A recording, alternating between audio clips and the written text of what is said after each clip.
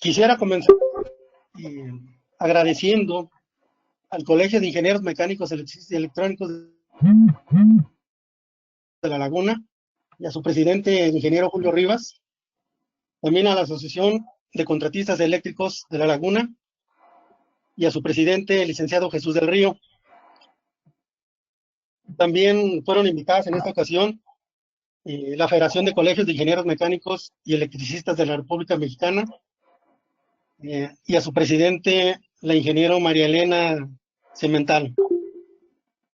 Por último, también me gustaría Unión Nacional de Constructores Electromecánicos, a su directora Magali Campos Arbizu y a su Roberto Carlos Figueroa. Y fue invitada también la CONUE, esperando contar ahí con su presencia. Bueno, vamos a iniciar. ¿De qué vamos a hablar? Voy a presentar un pequeño video que se puede encontrar directamente en YouTube, en el cual nos presenta ahí el fenómeno de arco eléctrico. En él se podrá observar que pues la persona que ha sufrido ese impacto, ese fenómeno, pues queda en shock y aún no se da cuenta de todavía que se sigue incendiando hasta que su compañero regresa y lo apoya para despojarlo de sus ropas, ¿no? Que se están quemando. Esto es un ejemplo del fenómeno que ocurre tanto en tableros metal clad de media tensión como en CCMs o tableros de distribución de baja tensión. Ahora bien, vamos a hablar un poco de la introducción del arco eléctrico, que son provocadas por el arco eléctrico, las normas que aplican, el equipamiento de protección personal y vamos por último a hablar sobre el sistema de protección contra arco eléctrico. Primero que nada, pues sería bien definir lo que es un riesgo de arco eléctrico. La definición de la NFPA nos dice que es una condición de peligro que está asociada con la liberación de energía causada por un arco eléctrico. En sí ese sería el riesgo. ¿Y qué es un arco eléctrico? Tenemos por ahí dos definiciones, una del grupo Snyder, que nos dice que un arco eléctrico es un cortocircuito a través del aire, y tenemos también una definición de la NFPA que nos dice que un arco eléctrico es una corriente que pasa a través del aire cuando el aislamiento o espacio entre conductores electrificados no es lo suficientemente grande para soportar el voltaje aplicado. Ahora bien, ¿qué es lo que lo causa? En este caso, las principales causas que pueden producir un arco eléctrico, pues es el mismo polvo, las impurezas, la polarización y la intromisión de animales a los tableros. También puede ocurrir por chispas de descarga, desde toques accidentales, caída de herramienta y olvido de la misma, cuando se hacen. Otra causa puede ser las que son originadas por el sicheo, principalmente en redes subterráneas de media tensión, en las cuales el sicheo en estas redes nos causan esas sobretensiones y que en un momento dado pueden dañar los aislamientos. Y bueno, las fallas de los materiales aislantes, con el pasar del tiempo, pues estos van envejeciendo, van perdiendo sus propiedades y pueden ser también una causa de provocarnos un arco eléctrico en los tableros.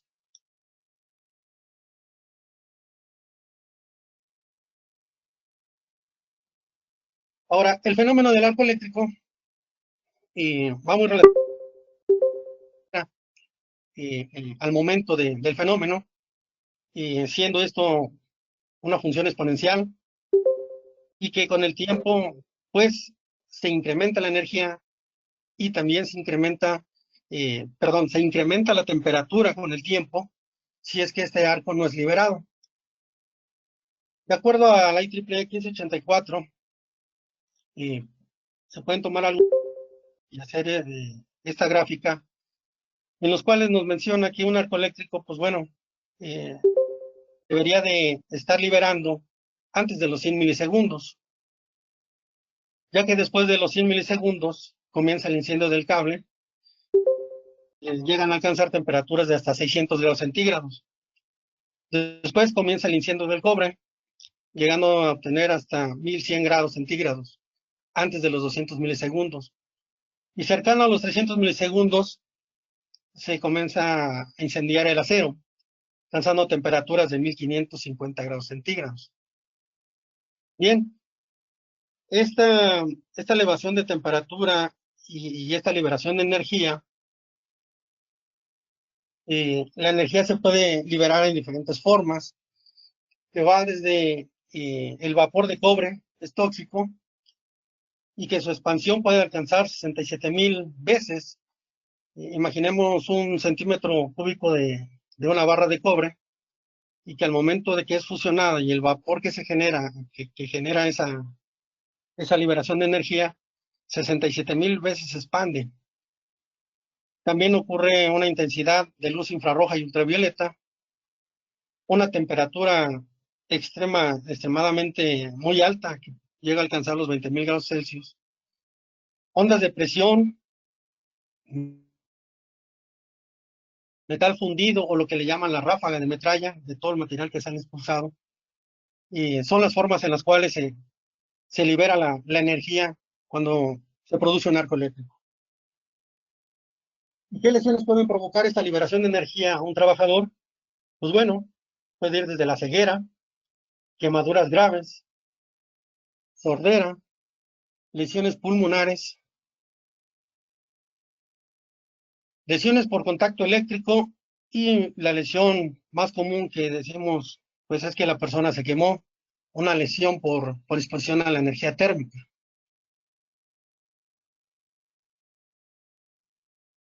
Ahora bien, ¿qué es lo que lo hace ser tan severo a este fenómeno? Existen tres factores que hacen que el fenómeno de arco eléctrico o la magnitud de este eh, se intensifique. El primero es por la energía o la cantidad de energía que se libera al momento del arco eléctrico, que está asociada principalmente a la corriente de falla que tenemos en un tablero de distribución, en lo cual las protecciones llegan a operar para extinguir el arco, y la distancia a la cual el trabajador se encontraba al momento. Bien, de estos tres factores, solo uno podemos controlar, y energía que está asociada a la corriente de falla, pues difícilmente podemos reducir el nivel de falla en un sistema eléctrico, ya que para ello tenemos que poner entre la fuente y el punto de falla una impedancia, instalando a lo mejor algunos reactores, pero sin embargo la instalación de reactores eh, tienen algunos inconvenientes, como es su costo, y que esto nos va a provocar también pérdidas y una mala regulación de voltaje. El segundo factor que también es difícil es la distancia del trabajador, ya que difícilmente las plantas, al momento de que hay un desperfecto, mandan al trabajador a revisar. El trabajador debe entrar de manera, en el momento que está energizado, difícilmente desenergizan y tienen que llegar a intervenir para atender alguna falla. Nos expone a este tipo de riesgo. Entonces, aun cuando se delimiten las áreas, me ha tocado ver que en algunas plantas industriales sí lo hacen, ya difícilmente en el momento de una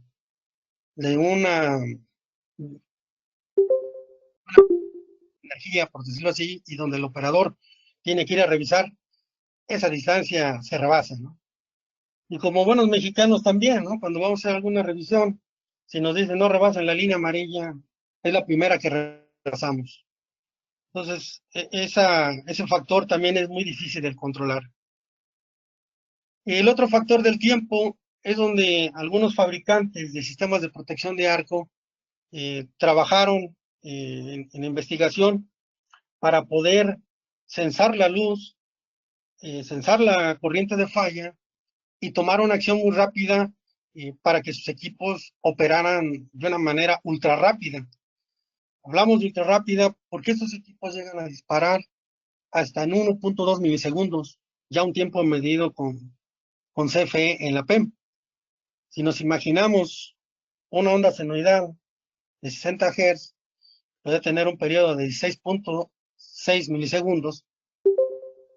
Ahora hay que imaginar el tiempo que le toma a este tipo de sistemas detectar la luz, detectar la sobrecorriente y evaluar que realmente o definir que es un evento de arco y cerrar su contacto de disparo en 1.2 milisegundos. Realmente es un tiempo rapidísimo en los cuales sus algoritmos actúan y actúan de una manera muy segura, ¿no? En la cual cuando eléctrico operan muy rápido y difícilmente disparan en falso, ¿no? No, hasta el momento la experiencia que hemos tenido en ya casi 12 años, en 2008, no hemos tenido un disparo en falso, ¿no? De los sistemas instalados. Entonces, los fabricantes trabajaron mucho en esta variable y esta variable, como la vamos a ver un poquito más adelante, sí influye mucho para disminuir los niveles de energía de incidente que se generan al momento del arco eléctrico. Y no sé si me van siguiendo, puedo continuar.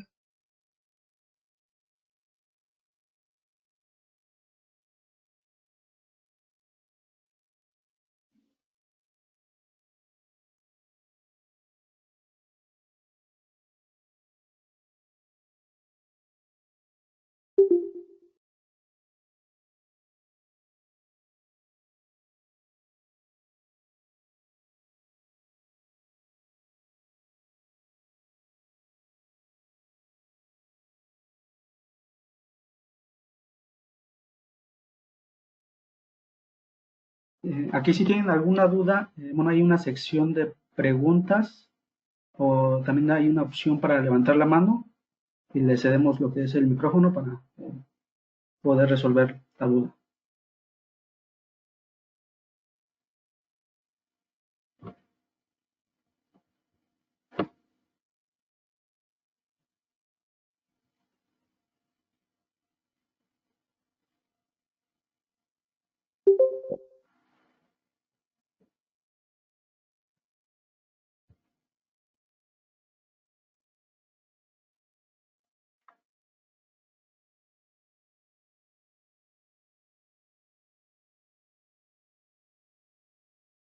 Bueno, vamos a continuar. Algunas normas internacionales que hablan sobre el fenómeno de arco eléctrico, eh, como ejemplo puede estar el estándar Z462 de la Canadian Standard Association. La OSHA habla también del fenómeno de arco. El estándar 1584 no es tanto una norma, sino una metodología de cálculo para calcular la energía incidente. Y la NFPA, en su capítulo 70E, nos habla del fenómeno de arco. Algunas normas nacionales, con la NOM 01C del 2012, en el artículo 110.16, pues nos menciona que los equipos eléctricos, tales como tableros de distribución, tableros de control, envolventes para media tensión, enchufables, centros de control, motores, también deben de estar marcados, ¿sí? Deben de estar marcados del peligro potencial de arco eléctrico. Y de ahí que se deriven los estudios de AirFlash, ¿no? Para poder analizar y llegar a esa etiqueta que un poquito más adelante vamos a hablar de ella. La norma del Secretaría del Trabajo, en la NOM 017, también nos hace mención, no tanto sobre el arco eléctrico, sino del equipo de protección personal, que dependiendo de las características de protección, pues esta se deba de considerar también como el equipo de protección personal. En el caso de nosotros, los electricistas, pues ahora los famosos trajes de AirFlash. Bien, ¿qué hizo la CFE al respecto al momento de conocer que había una tecnología para proteger contra arco eléctrico? Se formó un grupo de trabajo entre fabricantes de estos sistemas, la CFE Transmisión, Generación y Distribución, así como el Departamento de Ingeniería de la... Formaron un grupo de trabajo eh, para conocer un poco más del fenómeno, porque hasta ese momento se desconocía. Y, y de ahí se partió para poder llegar a una especificación, la cual después de casi 5 años de que se comenzó con las pruebas y las reuniones de trabajo, se logró llegar a esta especificación. En estas reuniones se olvidó la parte comercial, realmente hubo una unión de fabricantes en las cuales fuimos invitados, y lo que se expuso principalmente fue las características para detectar y proteger los sistemas eléctricos ante el fenómeno de arco. CFE también expuso por ahí su problemática de accidentes que se habían tenido por este fenómeno. Y bueno, en su conjunto, entre fabricantes y la CFE, se llegó al resultado de obtener una especificación para que ellos pudieran adquirir estos sistemas de protección.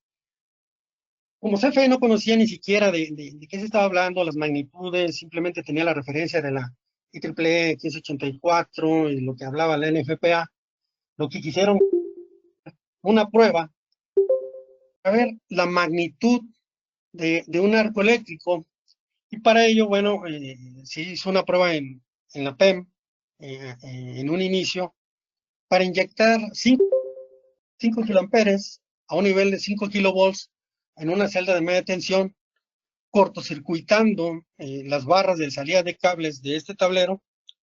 La corriente de falla la controlaba la PEM con su generador, y se inyectó una corriente de falla de 5 kiloamperes durante 500 milisegundos. El video que les voy a mostrar, van a poder observar la magnitud de este tipo de eventos, ¿no? De un arco eléctrico. De ahí que por eso se dejaron las tapas del tablero destapadas, y tenemos en la pared, hay una cámara de alta velocidad en la cual la PEM filmó todo, todo el evento, desde cómo inicia y cómo se va propagando y cómo se va expandiendo el fenómeno de arco, ¿no? Bien,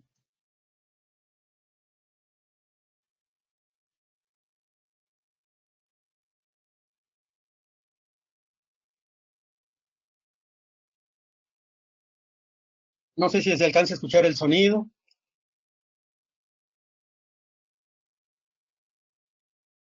Bien, lo que acaban de ver ustedes es un arco eléctrico con un nivel de falla de 5 kiloamperes a un nivel de tensión de 5 kilovolts.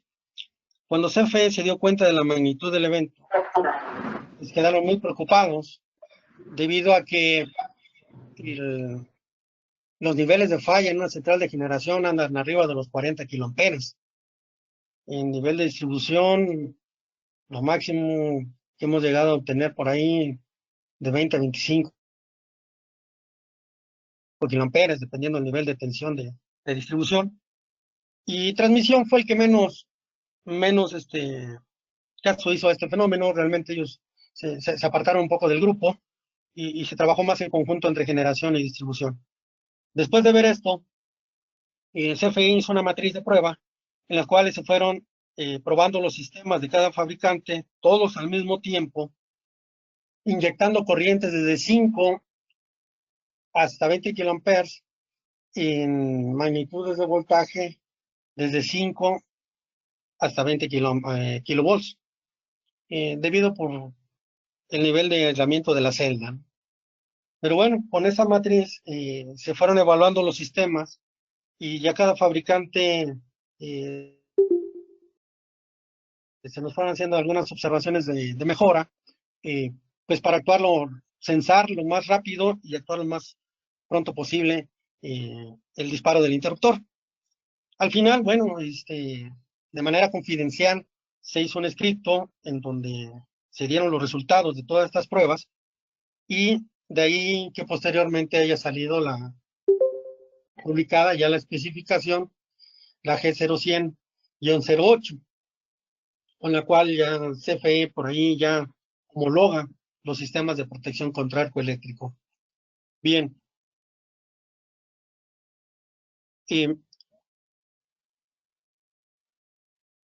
Denme oportunidad de pasar a la siguiente.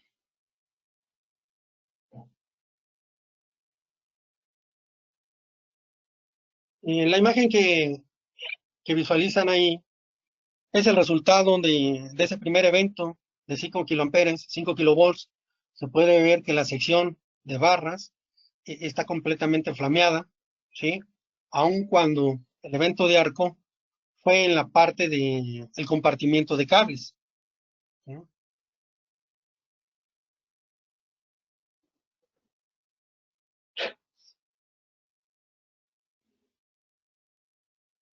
Después de que se instalaron los sistemas de protección y haciendo esas inyecciones de corriente, aquí vemos un ejemplo de 5 kiloamperes a 10 kilovolts con protección de arco de 57 milisegundos. En ese tiempo, cuando se hicieron las pruebas, teníamos un modelo anterior que actuaba, el BAM 221, que actuaba en 7 milisegundos. Y lo que pueden ver ustedes en la imagen es, la celda queda completamente limpia, ni siquiera queda humeada. Se presenta por ahí un fenómeno de puntas, en los cuales se ve que se derrite un poco el cobre de la barra.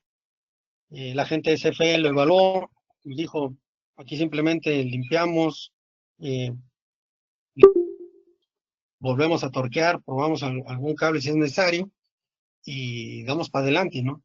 Entonces realmente el compartimiento de la celda queda el daño, ¿no? Se minimiza mucho el daño. En la siguiente, un poquito más de cerca podrán ver ahí ese pedazo de alambre fue con la que se hizo el cortocircuito entre barras y el daño que se puede observar en las mismas. Realmente no sufren gran daño, ¿no? Se minimiza, no se elimina, se minimiza el daño. De ahí del título de mi presentación, de que estos sistemas nos ayudan a salvar vidas de los operadores y al mismo tiempo nos ayuda a proteger las inversiones de las empresas, ¿no? No es tan sencillo de que pudiera en un momento dado ocurrir un arco eléctrico y vayamos a la eléctrica por uno más y lo cambiamos, ¿no? Son tiempos largos, pérdidas de producción, y al mitigar estos daños en los tableros, pues realmente no solamente se protege la inversión de las empresas, sino que también se reducen las pérdidas en producción, porque se vuelven a rehabilitar los tableros de una forma muy rápida, ¿no? Bien, ¿qué hizo Pemex al respecto? Pemex no hizo ninguna prueba, no hizo nada, simplemente en su sistema perdón, en su norma, la NRF 146, para sus tableros de distribución de media tensión, simplemente la incluyeron. Y dijeron, nuestros tableros tienen que tener ahora protección de resistant, como se les conoce, y adicionalmente incorporar el sistema de protección de arco eléctrico. Entonces, ellos simplemente lo incluyeron en su norma y bueno, el que quiera proveer, pues necesariamente tiene que cumplir con esta normativa. Ahora bien, regresando un poquito a lo que es el fenómeno del arco, existen, bueno, ahí en el mercado varios, estas son algunas marcas simplemente de software que se utiliza para realizar el análisis por falla de arco eléctrico. El resultado de estos estudios que estos software nos proporcionan, pues realmente es llegar a una etiqueta, ¿no? A una etiqueta y en la cual también nos permiten seleccionar el equipo de protección personal. Sin embargo, de repente yo he visto que algunos compañeros que se dedican a hacer estudios, existe en ocasiones un poco la duda de que, ¿y cómo lo seleccionamos, no? Eh, este extracto que ven ahí en la diapositiva es tomado de la NFPA del capítulo 70E, que nos dice que hay dos formas de seleccionar el equipo de protección personal. Uno, a través del análisis, el método de análisis de energía accidente, y hay que ir a una tabla. O el otro, ¿no? Utilizando el método de categoría de protección personal, del equipo de protección personal, pero no se pueden utilizar ambos. Si yo realizo cálculos eh, para obtener el equipamiento de protección personal en base a la energía incidente calculada, pues no puedo utilizar la tabla, ¿no? De categoría del equipo del EPP.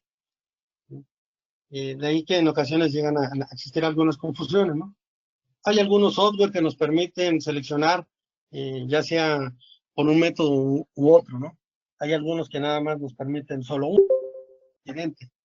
Y bueno, este es simplemente un extracto de la tabla que les mencionaba, en la cual, bueno, pues a partir de 1.2 calorías por centímetro cuadrado hasta 12, es un tipo de protección. A partir de 12 en adelante, el equipamiento es diferente, ¿no? En el caso de la tabla, en el caso de la tabla, bueno, por categoría, en esta revisión, ya de la 2018, se eliminó la categoría 0, y ahora a partir de la categoría 1 nos va indicando la categoría del equipamiento de protección personal. Bien, pero al final de todo esto, del análisis, de obtener una etiqueta y seleccionar el equipo de protección personal, nosotros que nos hemos dedicado a la protección de arco eléctrico, pues, realmente no nos ayudan mucho, ¿no? No nos ayuda mucho tener una etiqueta en un tablero en el cual nos diga la distancia, el límite, el equipo de protección personal, el nivel de energía incidente que hay en ese punto, porque al final, mientras el equipo esté energizado, va a existir ese riesgo, ¿no? Y aún cuando tuviera yo mi equipo de protección personal, yo creo que a nadie nos gustaría sufrir un evento de esta naturaleza, ¿no? Estoy de acuerdo que minimiza el daño al operador, pero sin embargo, creemos que adicionando un sistema de protección que actúe realmente en tiempo, se puede minimizar también el equipo de protección personal, porque muchas de las veces eh, eh, eh, las empresas compran equipo de protección personal y dicen, de una vez cómprate el más caro, el de 100 kilocalorías o el de 50, y son equipos extremadamente muy pesados que no le permiten al operador ni siquiera maniobrar. Se andan quitando la capucha, se andan quitando los guantes, porque no pueden maniobrar, ¿no? Imaginémonos ahora personal en, en regiones costeras, ¿no? En donde la humedad, la temperatura y en los cuartos eléctricos, realmente en ocasiones es insoportable. Y luego seguir con este tipo de trajes muy grandes, realmente el técnico, por experiencia propia he visto, se los quita, ¿no? Entonces, fue una manera de que las empresas realizaran el estudio, seleccionaran el equipo de protección personal, pero realmente en la práctica difícilmente el personal lo ocupa, ¿no? Bien, eh, existen otras alternativas también para proteger contra el eléctrico, como son ahora los famosos tableros de distribución de categoría que le llaman A-Resistant, ¿no? Estos más que nada tienen la finalidad de expulsar todos los gases que se provocan eh, por las partes superiores o laterales, este, en el cual el personal no sufra ningún daño, ¿no? Todo tiene que salir o confinarse, todo residuo confinarse dentro del tablero. Sin embargo, en la norma que aplica para estos tableros, no indica que por dentro el equipo pueda quedar hecho trizas. El enfoque que tienen estos tableros es básicamente proteger al operador. Si ocurre un evento de arco eléctrico, no importa que el interruptor haya quedado hecho trizas, las barras se hayan deshecho, lo que importa es que el material o toda la energía a la cual se pudiera exponer un operador no, no le impacte directamente al operador, ¿no? Y bien, por una parte, pues es una buena medida, pero sin embargo en el país tenemos demasiados tableros viejos que no nacieron con esta norma y que no son arresistas, ¿no? ¿Qué hacemos con ellos? ¿Qué hacemos con esos tableros que no nacieron con esta norma?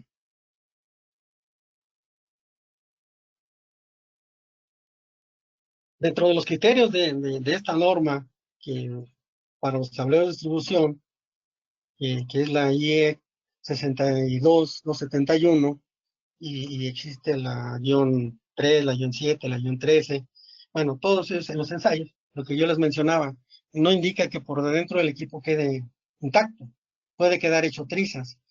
Y los que no nacieron con esta norma, pues bueno, no van a soportar un arco eléctrico, ¿no? Esa es la realidad.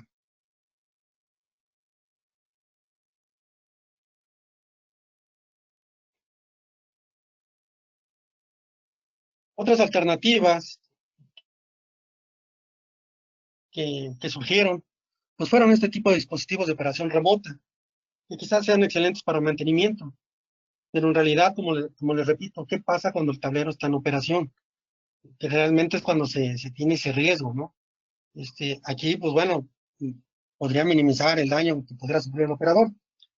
Sin embargo, pues también hay que decirlo, ¿no? No son nada económicos, ¿no? No son nada económicos estos dispositivos. En ocasiones yo lo comparo con un sistema de protección de arco y quizás esto salga más económico el sistema.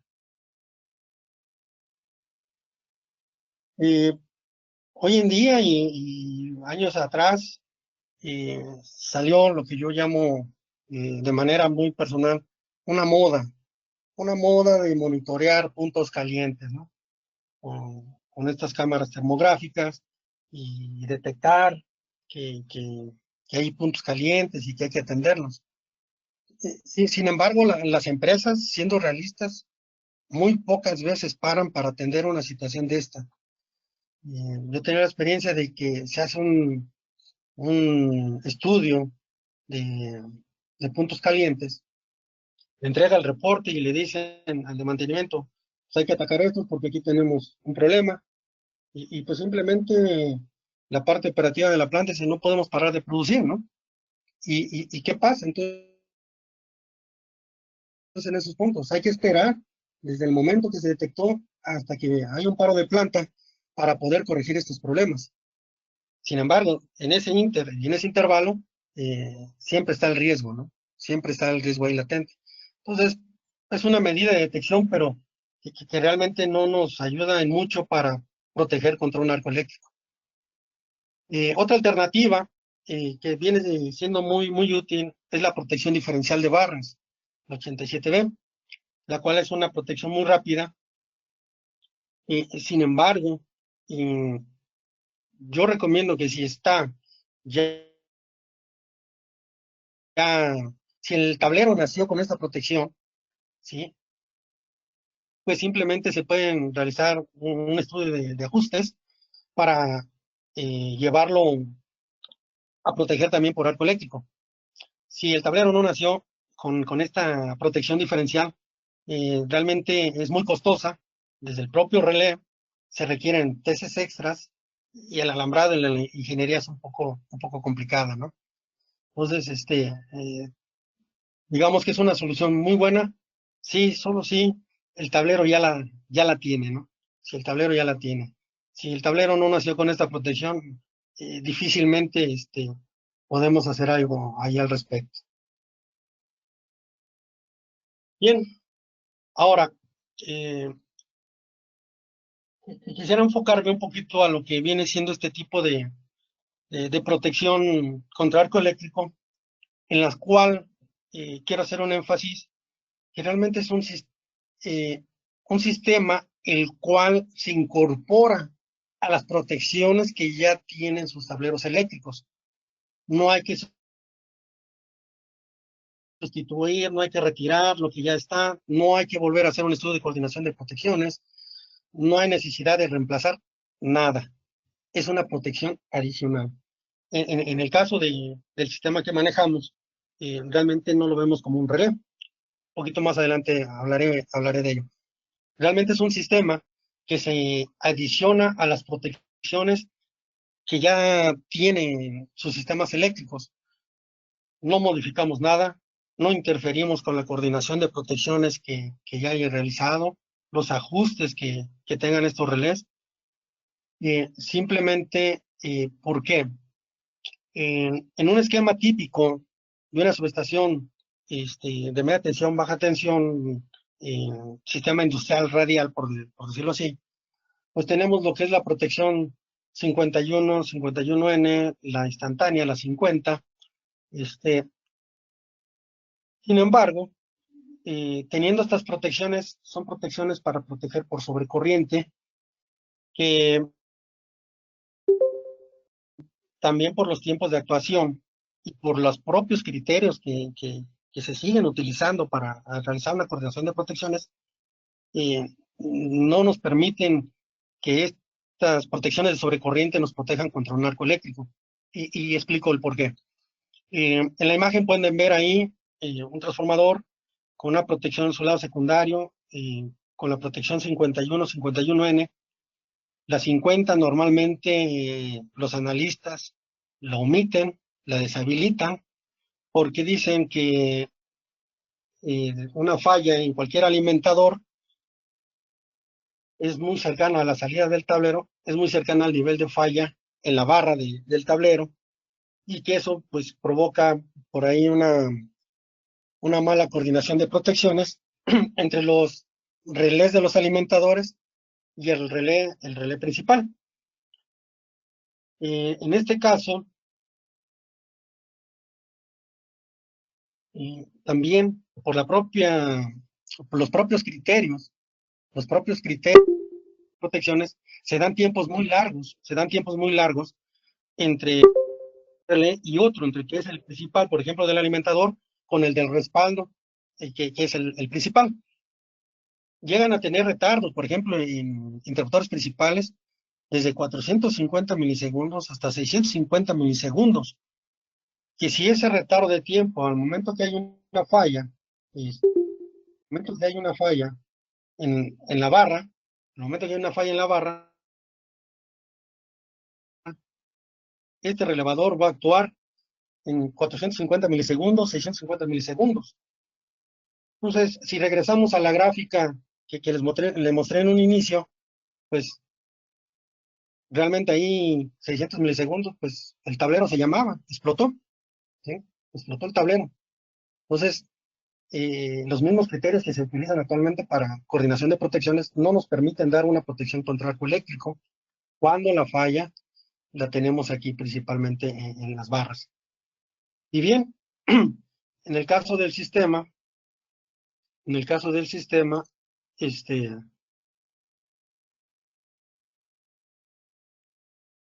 sistema de protección de arco, su zona de protección es en sí el propio tablero, el propio tablero. ¿Por qué decimos nosotros que no interferimos con su coordinación de protecciones? Imagínense ustedes que tenemos un alimentador que proporciona energía a un motor, a una bomba, a unos 100, 200 metros del tablero. Y cuando se presenta una falla en este alimentador, pues su protección actuaría sobre el interruptor del propio alimentador. En caso de que este mecánicamente no opere, o el relé o la mala coordinación, pues operaría de respaldo, que es el principal, y en un momento dado aislamos la falla. En el de protección contra arco eléctrico, trabaja bajo dos condiciones. Una que es censar la luz y medir la corriente de falla. En el caso de una falla externa al tablero, solamente podríamos ver la sobrecorriente, pero no tendríamos una condición de luz para provocar el disparo. Hasta que se tenga una condición de luz y corriente es cuando estos sistemas actuarían. Entonces, todos los ajustes de sus alimentadores no tenemos ningún problema para incorporarlo. Ellos van a actuar conforme a su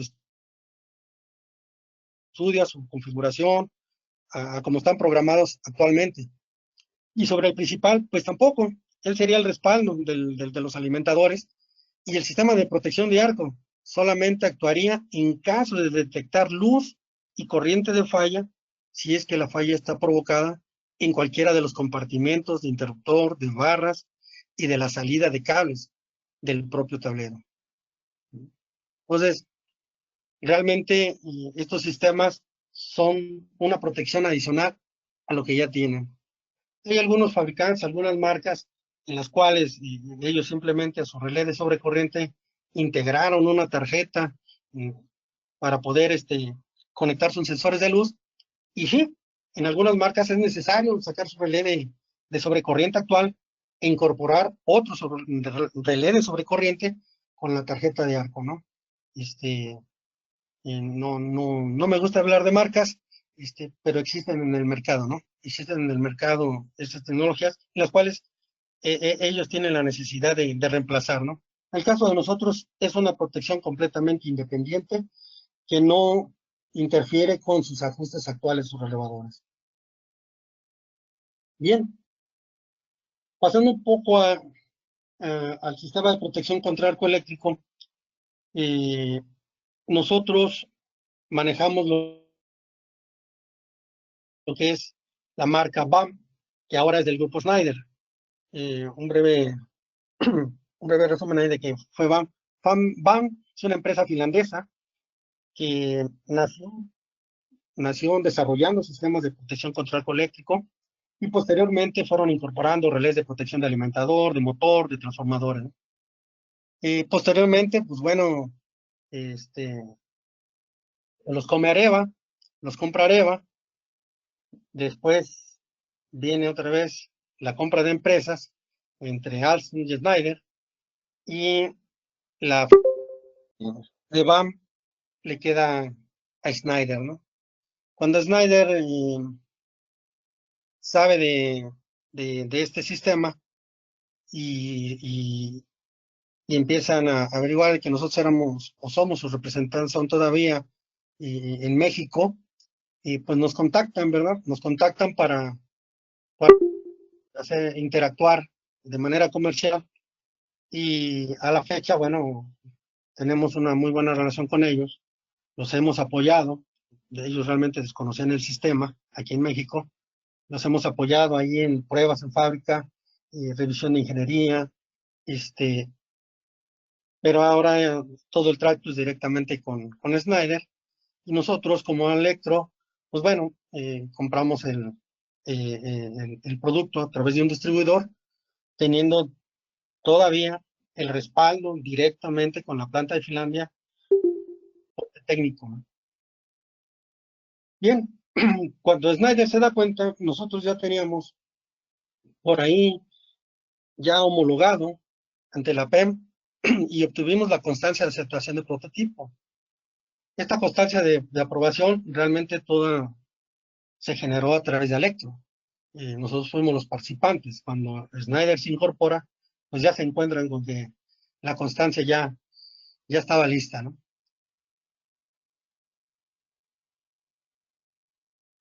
Bien, ahora, ¿por qué hablaba hace un momento de que el BAM 321 es un sistema y no un relevador de protección de sobrecorriente? Porque realmente está compuesto de una unidad maestra, que le llamamos la unidad BAM 321, y de módulos esclavos.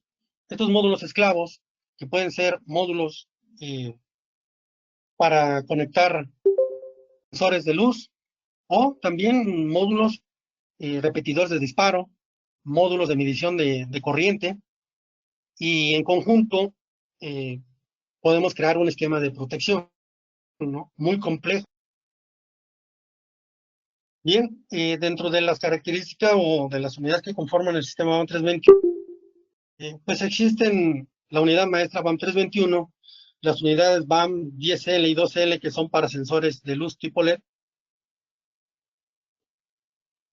Contamos con algunos otros, como el BAM3L, que son para fibra óptica.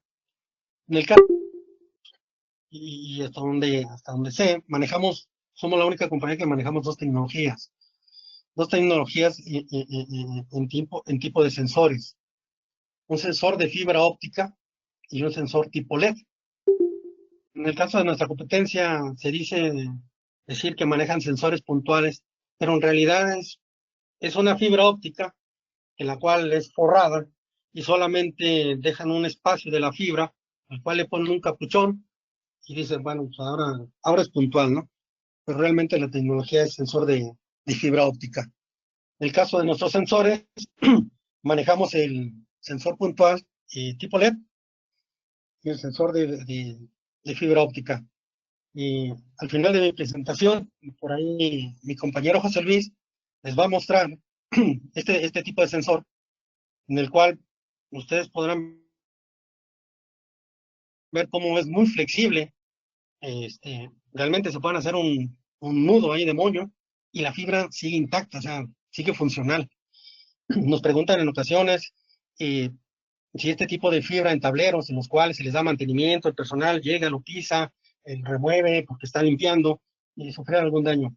En nuestro caso no tenemos ese problema, ¿no? Es una fibra muy robusta que a la fecha no nos ha dado ningún problema en tableros en los cuales ya se les ha dado mantenimiento y no hemos tenido reporte alguno de daño de la misma. En el caso del sensor puntual tipo LED, cuando se hicieron las pruebas en la PEM, eh, se midió la distancia, de momento no la recuerdo, en la cual se puso una barra y se pusieron todos los sensores de todos los fabricantes. Y de las pruebas que se realizaron reales, inyectando corriente de falla, nunca tuve la necesidad de cambiar mi sensor con el primero que inicié. ¿Qué quiere decir? Que el sensor puntual tipo LED soporta el evento, ¿no? Soporta el evento de arco. Y no es porque sea una tecnología tanto de LED, sino más que nada yo se lo achaco a que es el tiempo de disparo en el cual el sistema opera, ¿no? Opera tan rápido que le permite a mi sensor mantenerse vivo, ¿no? No sufre daño. Al momento no hemos sustituido, cuando hemos actuado o ha operado nuestro sistema, no hemos tenido la necesidad de cambiar sensores tipo LED, ¿no? También es un sensor muy robusto.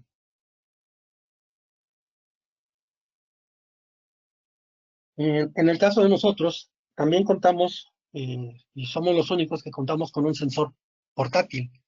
Ese sensor portátil, el operador se lo puede poner ahí en su solapa, en su uniforme, y al momento de hacer alguna revisión sobre el tablero, mientras él esté conectado al sistema, él va a estar protegido, ¿no? En este caso, este sensor se olvida de selectividad y simplemente manda a abrir el principal del tablero, ¿no? Porque en realidad lo que se trata ahí en ese momento es proteger la vida del operador. Anteriormente manejamos un sensor que se tenía que conectar al módulo, teníamos que destapar la parte de la cubierta del compartimento de control. Hoy en día tenemos ya una extensión de cable que conectamos al módulo y ponemos esas entradas tipo plug a nivel de puerta, y simplemente insertamos nuestro sensor puntual y nos metemos al esquema de protección. Bien, así muy rápidamente algunas características de la unidad maestra. Pues bueno, es una unidad que se puede configurar por disparar por solo luz y sobre corriente o solamente luz. Aquí en México lo hemos instalado bajo esas dos condiciones, que opere por luz y sobre corriente, y confirmación de sobrecorriente. Pero también es posible configurarlo para que opere solamente en luz, ¿no? Hay algunos usuarios que nos dicen, bueno, realmente en mi tablero no tiene por qué haber ningún destello de luz en la parte interna. A mí me gustaría, pero ya cuando hablan con el gerente y todo, pues siempre entra un poquito el miedo, ¿no? De que si una cámara fotográfica lo pudiera activar y el temor del desconocimiento de una tecnología, ¿no? Nosotros hemos expuesto, por ejemplo, la central del SAUS en tableros a intemperie, los hemos puesto en la parte interna del tablero, es destapado a plena luz del día y el sensor no se activa, ¿no? El sensor no se activa. Necesita ser una luz muy incidente, es muy puntual de solar para que lo active, ¿no? Entonces, pero sin embargo, bueno, pues la gente ha optado porque se sense la luz y se confirme por sobrecorriente y mandar a operar. Bueno, la unidad puede tener la medición de corriente falla de fase y de neutro. Es una unidad que cuenta con 4 zonas de operación selectivas. Puede manejar hasta 16 unidades esclavas, estos módulos que les mencionaba. Imagínense, cada unidad BAM 10L, 2L, puede manejar 10 sensores, podemos manejar hasta 160 sensores con una sola unidad maestra. Contamos con 2 contactos de disparo de 1 milisegundo, 4 contactos de 7 milisegundos, y podemos tener todavía repetidores de disparo, si es necesario, dependiendo del esquema de protección. Y tiene otras características como un relé convencional, con un display informativo, grabación de disturbios con estampada de fecha y hora, registro de las oscilografías, podemos convertir a formato COM3. Una característica también que resaltar es que tiene una supervisión interna. Esa supervisión interna lo que hace principalmente eh, es que cada, cada 2 minutos, cada 2 minutos, él está censando cuántas unidades esclavas y cuántos sensores se configuraron en inicio. Y cada 2 minutos está haciendo un barrido. En el momento que un sensor se desconecta o entró un roedor, se lo comió, bordeó el cable o la fibra y dejó de detectarse, podemos mandar una alarma, eh, ya sea a través de un contacto de salida o a través de protocolo de comunicación, para decir que el sistema está incompleto, ¿no? Eso lo hace de manera interna. Y podemos utilizar directamente la unidad maestra sin necesidad de módulos, sensores puntuales, hasta 10, y podemos manejar un sensor de fibra óptica en la unidad sin necesidad de módulos externos, ¿no?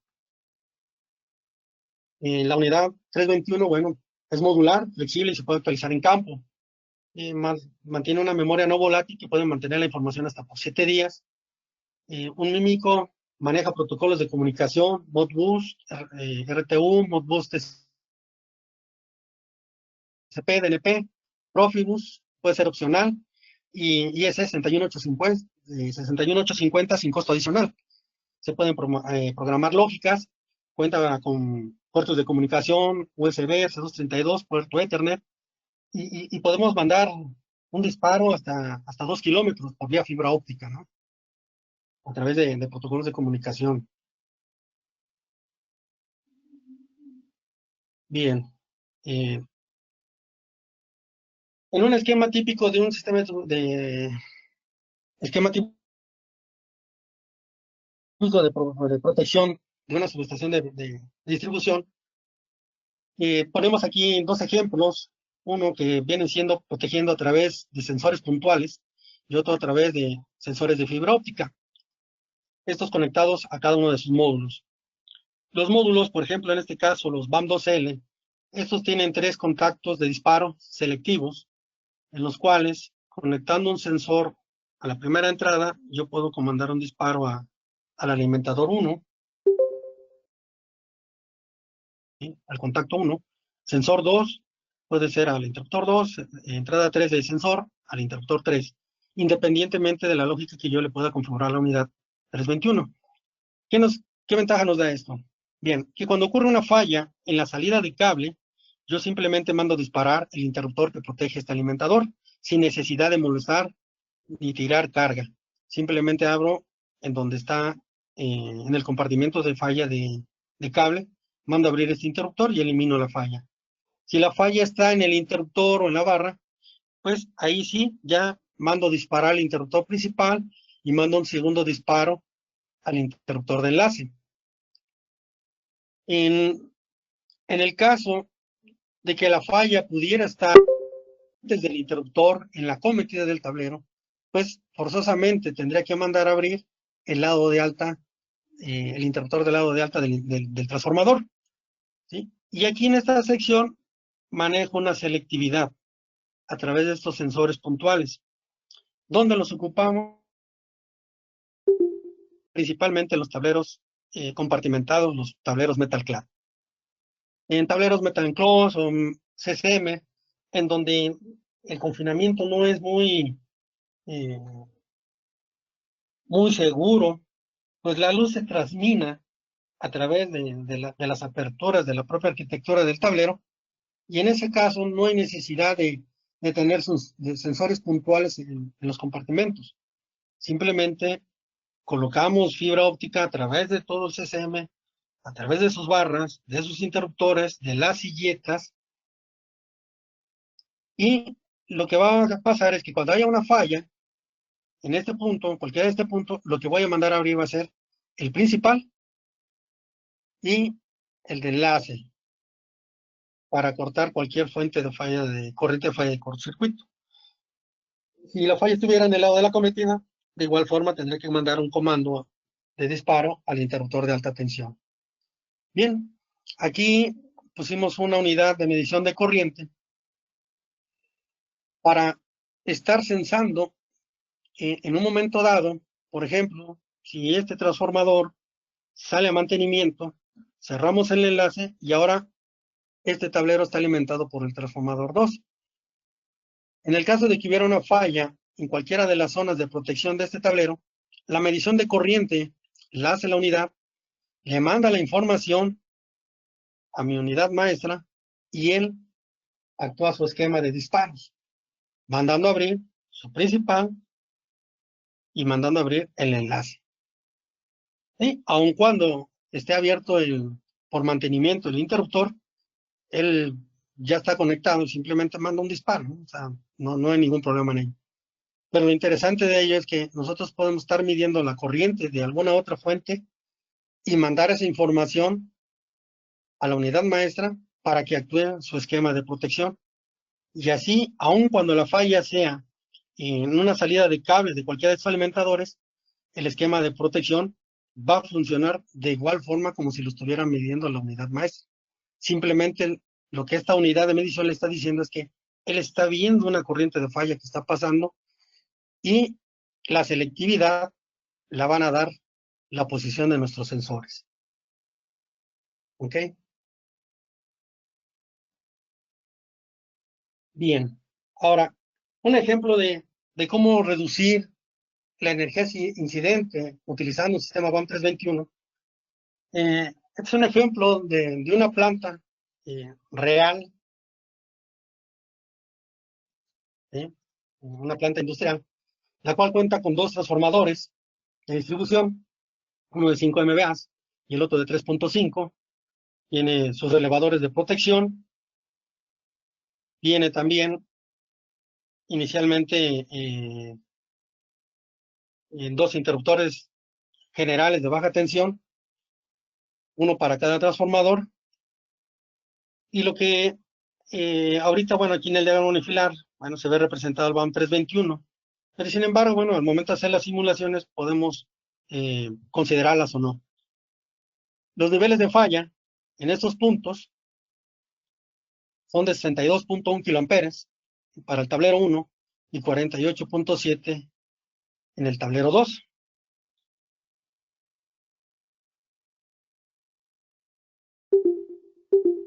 Gráfica, pues bueno, se muestran los ajustes tanto de los relevadores en el lado de media tensión como de los interruptores principales de baja tensión. Con estos ajustes y solamente con la pura protección de los interruptores principales de baja tensión y del OCPAM, los niveles de energía incidente llegan a alcanzar 339.2 calorías por centímetro cuadrado a 18 pulgadas, y en el tablero 2, 209 calorías por centímetro cuadrado a 18 pulgadas. Esto es real, ¿no? Esos niveles son valores reales de esta subestación. en donde los niveles de energía incidente, bueno, pues no hay equipo de protección personal para proteger al personal. Y simplemente, pues, en la etiqueta hay que poner que no es posible trabajar con el equipo energizado, ¿no? Ahora bien, en esta segunda simulación, lo que hacemos es incorporar el BAM 321 y por los tiempos de operación del BAM 321, considerando que mandamos a abrir el interruptor de media tensión, ¿por qué no podría mandar un disparo al de baja tensión? No porque no lo quisieran, sino simplemente es que en baja tensión el interruptor general, el 95% de las veces está incorporado en el mismo tablero, ¿sí? No está en otra sección por separado. Entonces, yo no sé si el evento de falla de arco pudiera estar en la barra o pudiera estar en el interruptor. De ahí que yo prefiero, en un momento dado, mandar un disparo directamente en el lado de media tensión y con eso aislar la falla. Y como pueden observar ahí, después de esa elevada energía incidente calculada sin el sistema de protección de arco, logramos reducir a 7.1 calorías por centímetro cuadrado. Los beneficios simplemente es que el equipo de protección personal, uno, van a poder operar el tablero energizado con un equipo de protección mucho menor, o digo, hasta con la nueva normativa de la NFPA para seleccionarlo, estaríamos hablando menor a 12 calorías, ¿no? De 1.2 hasta 12 calorías, con uno de 15 calorías más que suficiente, ¿sí? En el tablero 2 se llegó a reducir hasta 6.2 calorías por centímetro cuadrado. Adicionalmente, que el tablero en un momento dado no va a tener un daño muy severo, ¿no? En el caso de que ocurriera un evento en el tablero, realmente los daños se minimizan bastante. El tiempo en el cual pudiera estar fuera de servicio el tablero se reduciría enormemente, ¿no? Y la planta tendría la posibilidad de volver a operar en un tiempo muy corto, ¿no?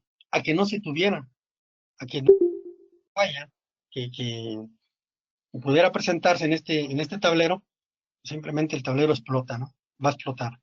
Entonces, esas son de este sistema, y yo les quería presentar este ejemplo, ¿no?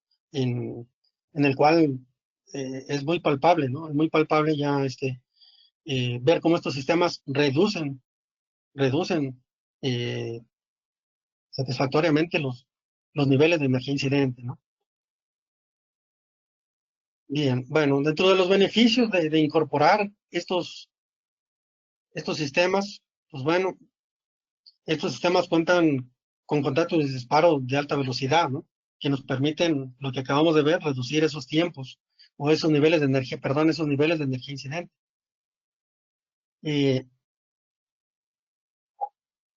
para los tableros existentes, bueno, no es necesario retirar los relés de sobrecorriente, como les explicábamos hace un momento. O sea, es una protección adicional en los cuales no hay necesidad de reemplazo, ¿no? Y ni de modificar ni volver a probar nuevos ajustes. Ahorran menos hombre por su facilidad de verificar la integridad de sus componentes después de un arco eléctrico.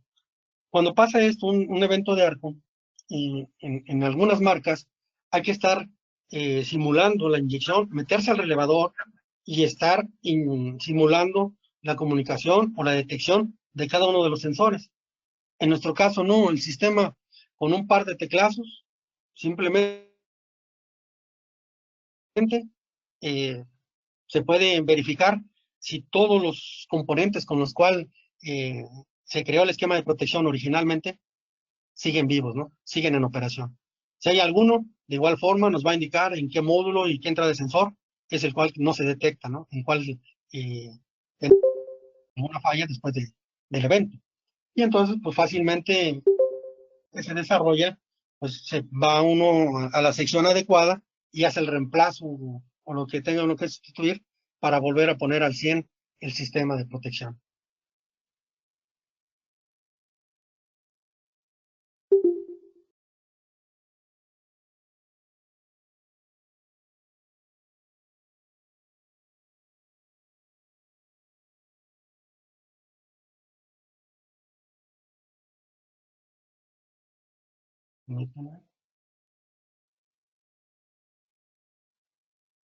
Bien, como les mencionaba, bueno, pues en el caso de BAM, no hace ningún costo extra por incorporar el protocolo 61850, en el caso que en un momento dado se llegara a requerir en alguna subestación en la cual ya se tenga implementado. Seguridad de autosupervisión interna. Él cada 2 minutos está haciendo una supervisión de contabilizando el número de módulos esclavos, el número de sensores, cada 2 minutos, y en un momento dado que haya alguna desconexión de algún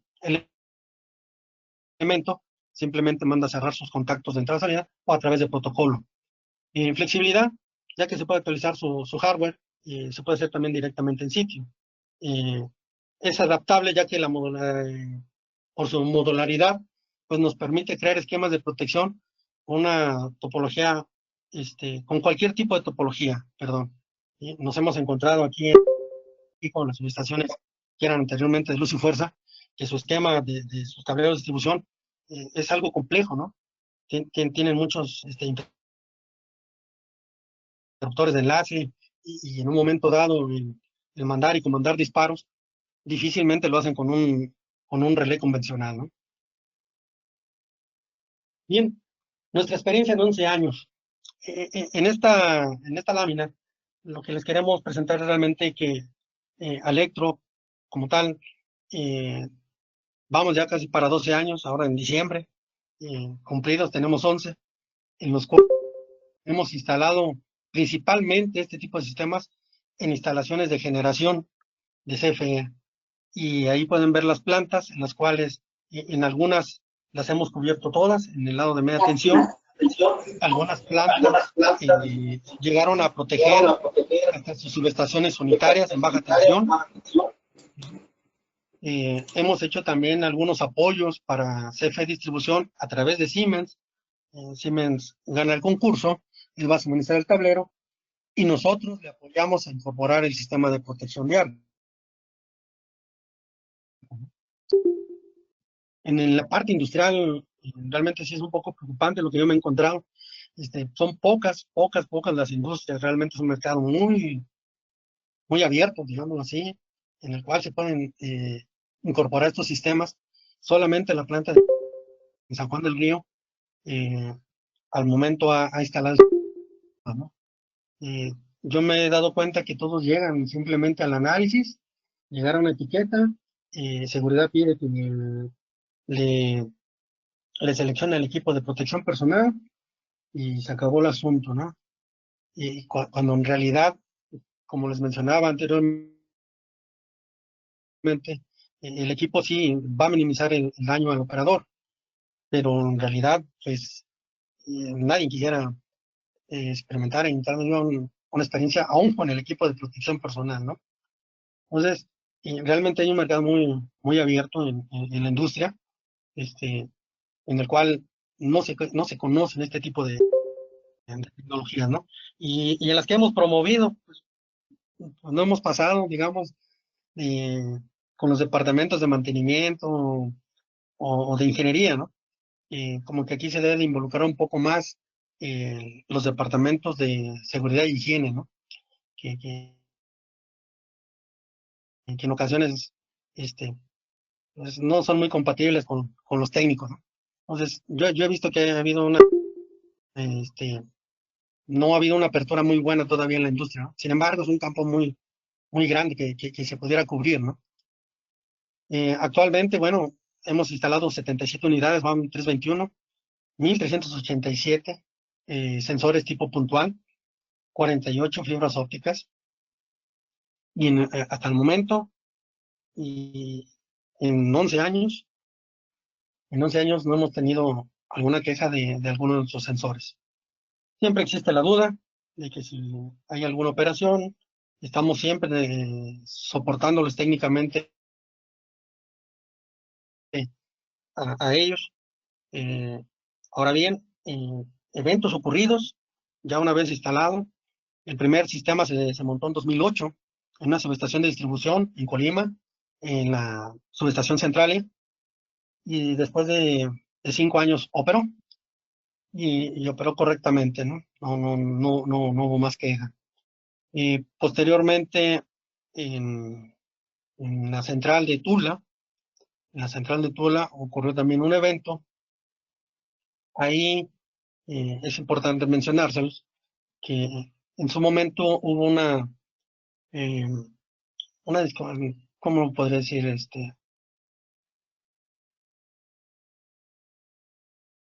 Hubo una falla de arco eléctrico en el cual el sistema operó correctamente, pero después en un segundo evento de arco, en la misma sección, en la misma zona, el sistema no operó y, y simplemente la celda se dañó. Tuvimos reunión con la dirección de generación, ¿sí? La dirección de generación, con la propia central. Y lo que reportaba la central, pues bueno, es que dijo, bueno, en el primer evento operó correctamente y en el segundo evento ya no operó.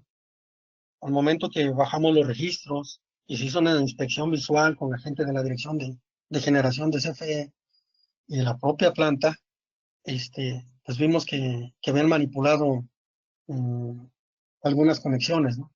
Llegando hasta quitar o desconectar contactos de disparo. Lo que ocurrió, pues simplemente es que en el primer evento el sistema operó correctamente, abrió y el interruptor donde fue la zona donde fue el evento de arco, el mismo reporte del técnico lo indicaba, ¿no?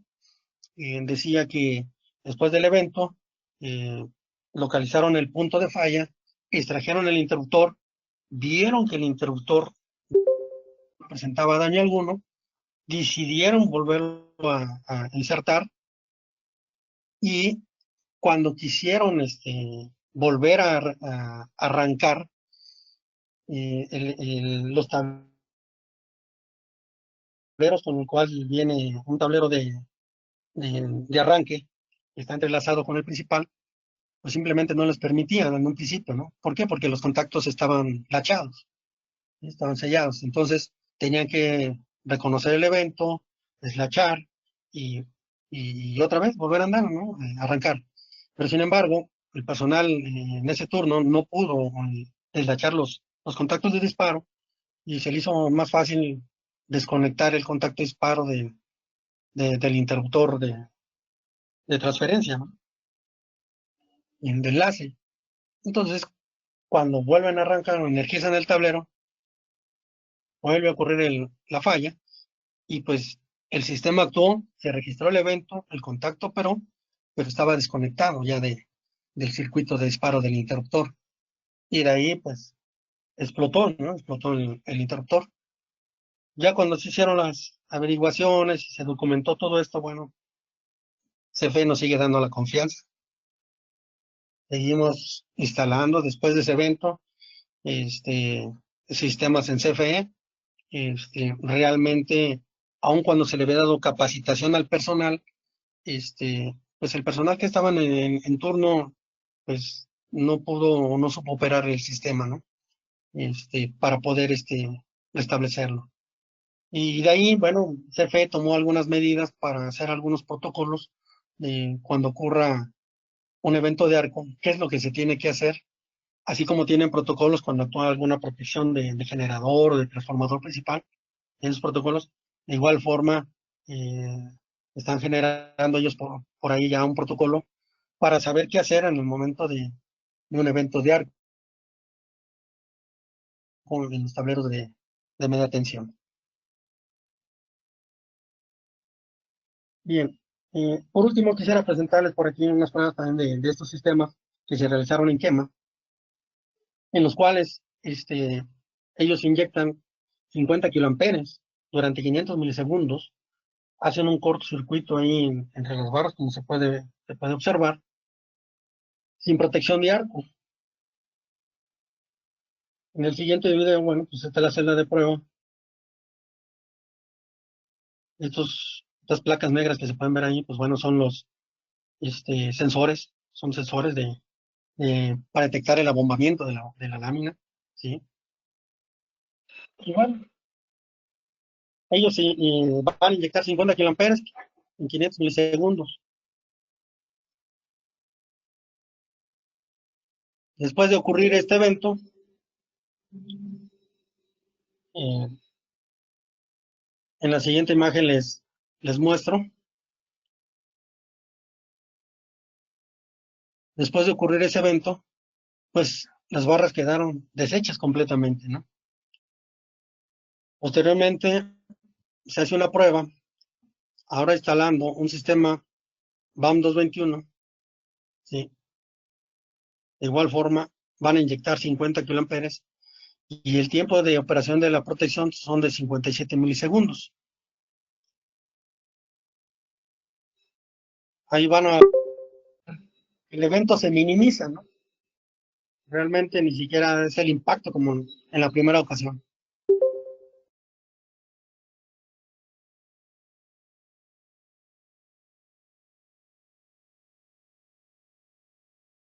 Después de esto, bueno, el resultado es que las barras quedaron prácticamente intactas, ¿no? Prácticamente intactas. Y este sistema, hasta que no lo vi yo y lo presencié con las pruebas en la PEM, pues al principio, pues el fabricante dice y promete cosas, pero hasta que no lo ve uno físicamente, realmente se da uno cuenta que el sistema funciona, ¿no? Y que minimiza los daños a los tableros. Minimizar también la energía incidente, pues el operador tiene un menor riesgo, ¿no? De sufrir daño ante esa menor liberación que se pudiera producir al momento de una falla de arco. Y después de ello, yo no tengo ninguna duda en recomendarlo. Este, es difícil en ocasiones creerlo, ¿verdad? Hasta que no lo veo. Anteriormente mostraba nada más estas imágenes en alguna presentación, hasta que tuvimos las pruebas en la PEM y que lo ve uno ahí real, realmente dice, bueno, sí funciona, ¿no? Y sí protege, ¿no?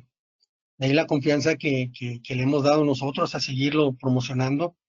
CFE en seguir adquiriendo estos equipos. Podemos decir que yo creo que lo que tiene CFE instalado en sus instalaciones, sistemas de protección de arco, Electro le ha instalado el 97% de sus sistemas, ¿no? Por ahí perdimos un par de licitaciones porque realmente querían conocer la otra marca o las otras marcas, ¿no? Pero en el mercado en CFE en generación yo creo que predominamos casi en un 95% de instalaciones. Bien, pues por mi parte es todo lo que tengo, tenía que presentarles. Podemos abrir una sesión, si en alguna no les puedo contestar en este momento, por ahí podemos tener sus datos y con gusto yo los contacto posteriormente. Así que pues le doy por ahí la palabra a José Luis, le cedo el micrófono y cualquier pregunta estoy para atenderles. Sí, ¿qué tal? Bueno, aquí ya tengo varias preguntas de Carlos Leiva. Voy a cederle el micrófono para que pueda describirlas.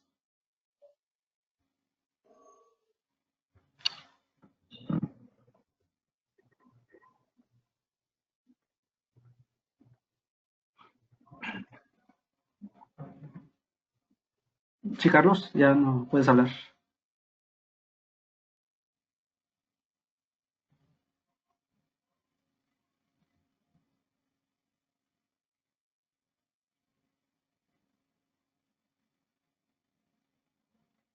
Bueno, me comenta que no funciona su micrófono. Bueno, Miguel, lo que nos está preguntando ¿Sí? Carlos es que en qué tipo de interruptores por su tecnología no es recomendable utilizar este tipo de sistemas de protección contra arco eléctrico. Ok, bien. La experiencia que hemos tenido en este tiempo y donde no hemos instalado ninguno es un interruptor de hexafluoruro de azufre, ¿no? Los SF6, interruptores SF6, principalmente porque vienen, bueno, completamente sellados y la única parte visible sería la salida del cable.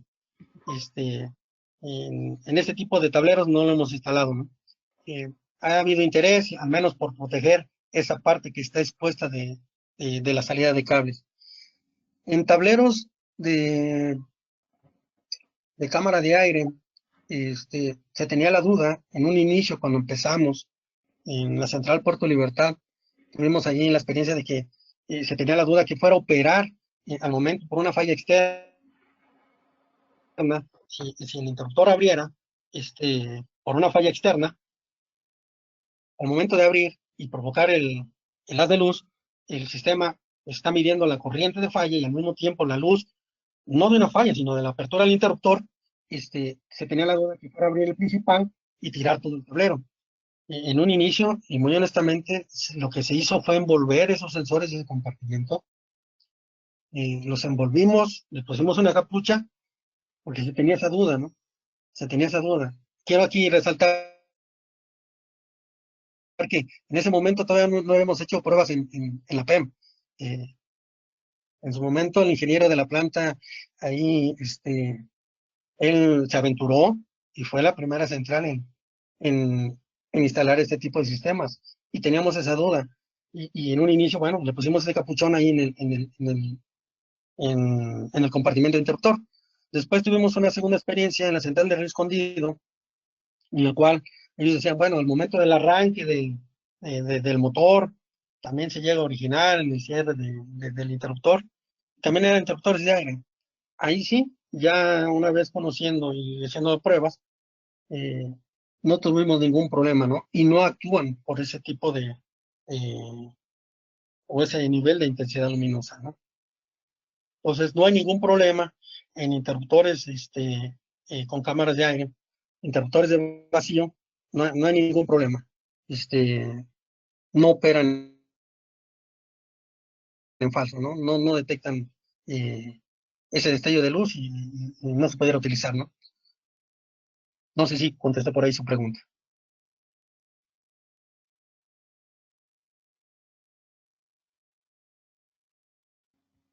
Sí, me comenta que sí. También tiene otra pregunta, Carlos Leiva, y nos dice que a partir de qué capacidad interruptiva no es recomendable utilizar este sistema de protección contra arco eléctrico. ¿A partir de qué capacidad interruptiva? Cuando hablamos de capacidad interruptiva, estamos hablando del interruptor, ¿verdad? No, realmente no influye, ¿no? No influye en la capacidad interruptiva. No, nosotros lo que hacemos, por ejemplo, para ajustar el nivel de sobrecorriente en una unidad BAM 321, yo lo puedo ajustar a una corriente luminosa sin necesidad de llegar a niveles de falla, ¿sí?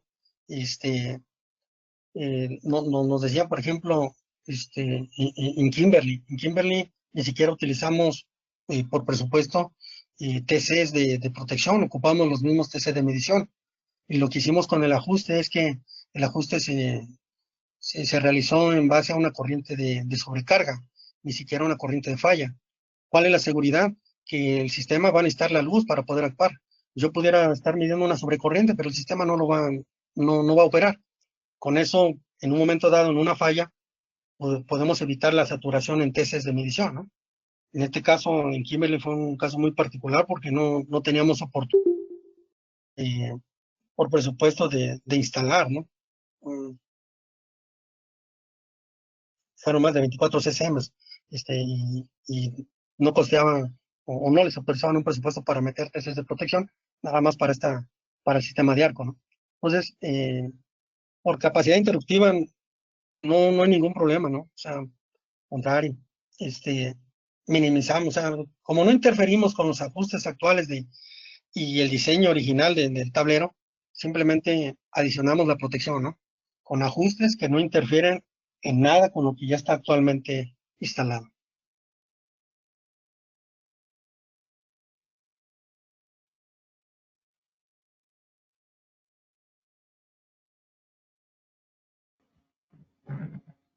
¿Alguien más tiene alguna pregunta o algún comentario?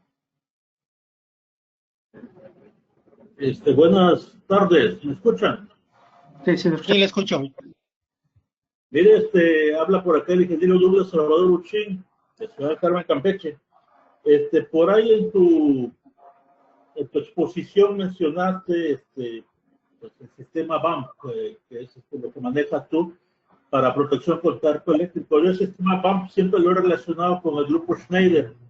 Sin embargo, en lo que tú has expuesto, he visto que decías que lo habías instalado en tableros Siemens. Por ahí te pregunto si este sistema puede ser instalado, por ejemplo, para Eaton, para Cutler Hammer, para Siemens, no sé, ABB, por decir un tablero ABB. O sea, otras marcas que no sean necesariamente Schneider, que entiendo que es el que ahorita es el dueño de esta tecnología. Esa sería mi pregunta. El sistema se puede instalar en cualquier tipo de tablero, ingeniero, de cualquier marca y en cualquier modelo. Lo que le mencionaba nada más con 6, que son completamente sellados, ¿no? Pero cualquier otro tipo de tablero se puede instalar, no importa la marca ni el modelo.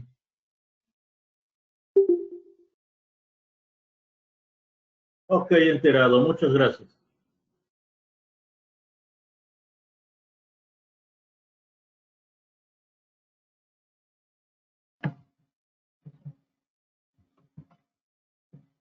Bien, ya activé el micrófono para todos para que puedan activarlo en caso que tengan alguna pregunta.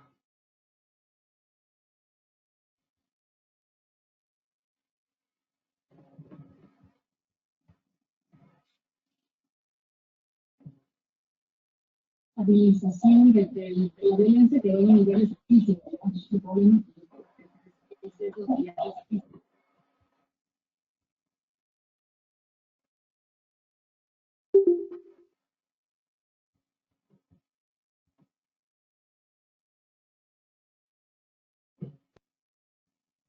Que no le podemos dejar de el foco. Y yo creo Miguel, ¿Sí? sí, aquí tengo una ¿Te pregunta escucho, José Luis? de Javier Moreno. Me dice que en los tableros de centro de control de motores de baja tensión no es requeridos sensores puntuales en cada compartimento.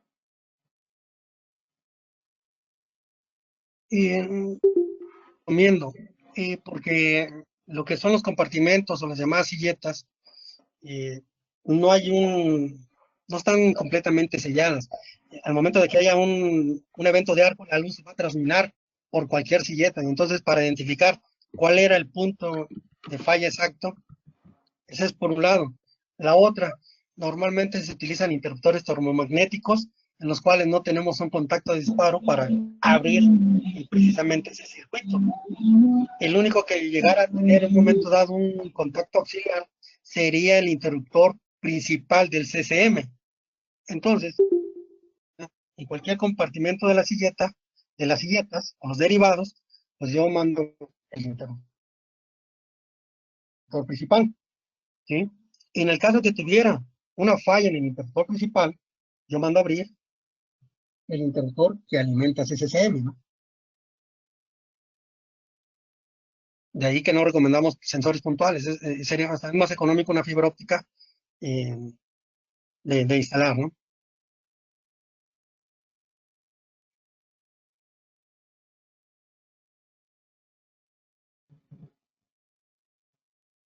Ok, hay otra pregunta de Ramón Acosta. Nos pregunta que en qué porcentaje disminuye la energía que se libera cuando se instala la protección respecto de uno que no tenga esta protección. En porcentaje sí es difícil de decir, ¿no? En porcentaje. Este, por, porque depende mucho de la corriente de falla, ¿no? La corriente de falla en el punto. Entonces, y esto ya en el lado de baja tensión, pues depende también de la impedancia de los transformadores, ¿no? Pero lo que yo quise ejemplificar con el diagrama que expuse hace un momento, pues bajó de 329 a 7.2, ¿no? En Kimberley lo llegamos a bajar hasta 11.2. Entonces, es muy variable, ¿no? No podemos hablar de un porcentaje, ¿no? Instalando este sistema baja demasiado. Lo que sí podemos hacer en un momento dado para convencimiento en un momento dado de el personal de una planta industrial es hacer una pequeña simulación. Una simulación, transformador principal, la cometida, y con y sin protección de arco, ¿no? De ahí nace el interés ya de, de los clientes en un momento dado, o de la gente de mantenimiento, a instalarlo o no, ¿sí? Y eso lo hacemos sin costo alguno cuando presentemos alguna propuesta, ¿no? Llegar a hacer eso, ¿no? Algo muy básico en la subestación principal.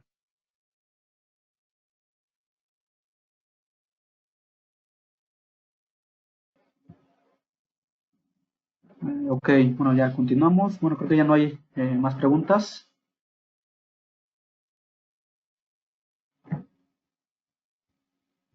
Entonces, Bien, a mí me gustaría hacer un comentario adicional, José Luis. sí. Nosotros, para poder apoyarles en un momento dado que estuvieran interesados en implementar con alguno de sus clientes o en sus plantas, eh, lo único que necesitamos es un diagrama unifilar, ¿no? Necesitamos un diagrama unifilar, lo más detallado posible para conocer el número de o secciones por proteger. Es lo único que necesitamos nosotros para poderles presentar una propuesta, ¿no? En el caso de que ya se requiera, que esté interesado el usuario y lo haya adquirido, posteriormente entonces se requiere información acerca de la ingeniería de PCIM del tablero, ¿no? Pensando en los de media tensión, ¿sí? Para poder en un momento dado apoyarles en la instalación, configuración y tipo de sistemas. Okay. Bueno, aquí ahorita me hizo otra pregunta Julio César Rivas. Pregunta que, bueno, hace rato se mencionó que estos equipos no están instalados donde hay interruptores en gas o vacío, pero puedo instalarlos en un área de... No, en vacío sí, Sí, sí. en vacío sí, es lo más típico, es lo más común. No hay ningún problema con los interruptores de vacío. De esos, yo creo que el 80% de lo que hemos instalado han sido en vacío. Vacío, ok. Y, bueno, la pregunta va es, ¿pero puedo instalarlo en el área de bus abierto o en bus de fase segregada? Sí es posible, sí es posible. Este, Simplemente, bueno, muchas veces ya para la instalación, nosotros lo que recomendamos, y más en este tipo de instalación de una fase segregada, es ver la instalación, ¿no? Es, porque lo de menos es instalar el sensor y luego cómo lo llevamos hasta un módulo esclavo, ¿no? Ya en algunas aplicaciones, así como en esta de fase segregada, lo más conveniente es hacer una visita a sitio, ¿no?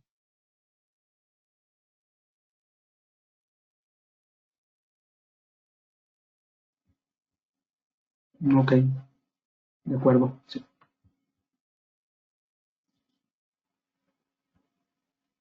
Bueno, ahí me preguntan, bueno, unas preguntas más específicas de precios y proyectos en específico. Esas yo creo que las contestamos ya de manera más por correo electrónico. Sí, en precios, bueno, realmente, ¿qué les puedo decir? Yo creo que lo que cuesta una celda en un tablero de media tensión, una sección, no llegamos ni siquiera al costo de una sección. Un ejemplo, un tablero de distribución de CFE aproximadamente tiene 12 secciones, ¿sí? Entre las secciones de alimentadores, de transformador auxiliar, eh, este, no, yo creo que no llegamos ni al costo del 10% de lo que pudiera valer el tablero, ¿no? No llegamos ni al costo de una sección. Eso podría dar una referencia, ¿no? La otra es que en un sistema industrial, dependiendo la función de, de cómo esté el cuarto eléctrico y los tableros o CSMs que haya que proteger, con una sola unidad BAM 321 y con algunos módulos 2L, pudiéramos llegar a proteger un tablero de distribución y hasta 4 o 5 CCMs, ¿no? Dependiendo cómo esté configurado el layout de los CCMs, ¿no? No es necesario poner un 321 en cada CCM.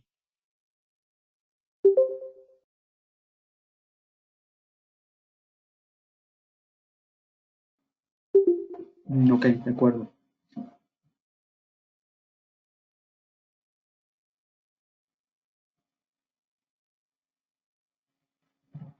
Bueno, aquí me pregunta Julio César Rivas otra vez. ¿Ok?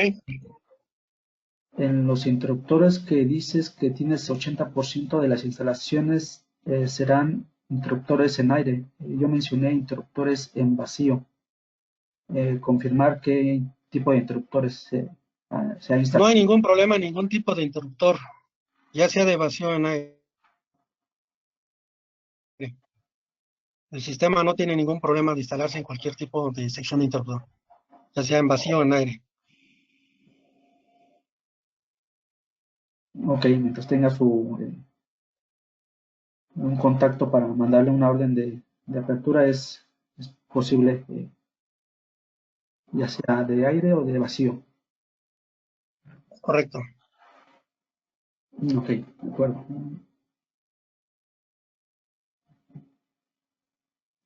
Bueno, ¿alguien más tiene alguna otra pregunta? Ahora están abiertos los micrófonos para que lo puedan activar y hacerla directamente.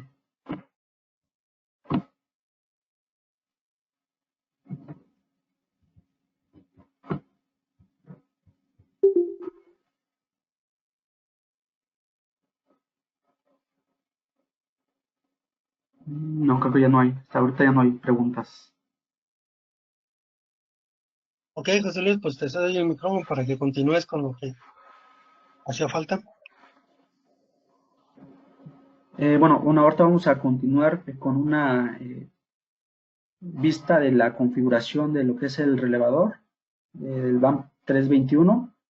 Ahorita les voy a mostrar mi pantalla, donde tengo ahorita conectado un equipo básicamente en línea y puedo ahí ver los ajustes. Ahorita, por ejemplo, vamos a ver lo que es cómo configurarle el umbral de corriente para que pueda detectar la sobrecorriente, el estado de la luz, poder activarlo, y eso lo vamos a redireccionar a una matriz para que me active un contacto de disparo, y básicamente esa sería la operación más sencilla, el esquema más básico de estos relevadores. Voy a cambiar de pantalla.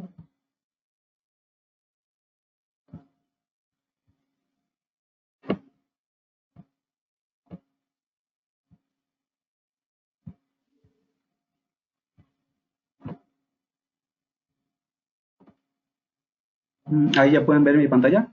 No sé, Miguel, ¿tú ya la puedes ver? Sí, José Luis.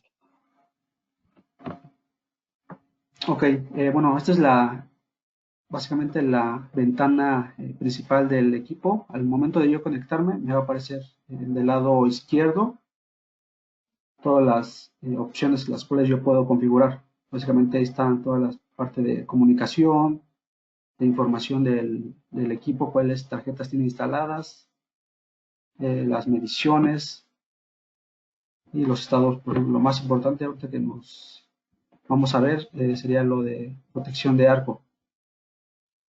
Aquí en esta sección de protección de arco, básicamente yo voy a definir aquí mi corriente de falla. Básicamente que yo establezco, doy clic aquí y establezco un nivel de corriente, el cual cuando yo supere, el equipo va a detectar esto como una sobrecorriente. Aquí básicamente se ajusta de acuerdo al esquema de protección que se tenga en cada lugar o cada interruptor. Y aquí más abajito vemos, por ejemplo, los estados de corriente. La corriente la podemos ver de manera interna, es decir, la corriente que está midiendo el propio relevador BAM 321. También tenemos la opción para ver una corriente I0 o una corriente residual y una corriente externa, que es la que nos mandan las unidades esclavas que miden corriente.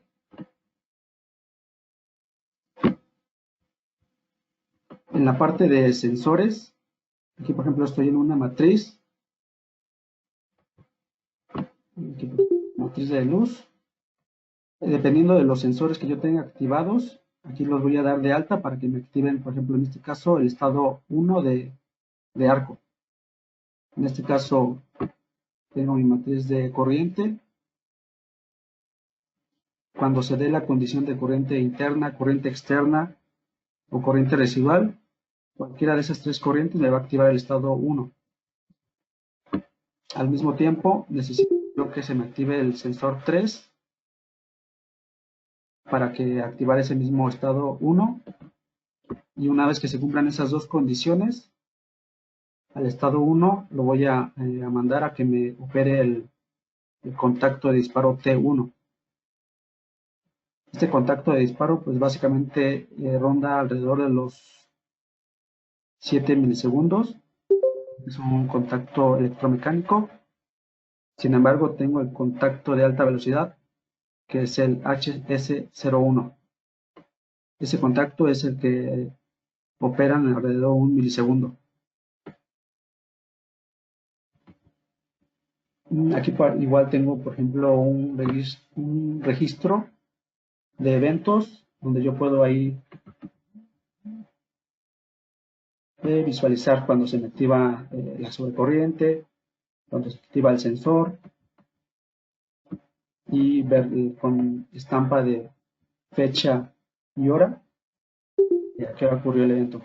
De igual manera tengo un registrador de formas de onda donde yo puedo visualizar la forma de onda en el momento que ocurrió la falla. En este caso aquí voy a limpiar los eventos. En este momento yo tengo conectado a este relevador una fuente de corriente.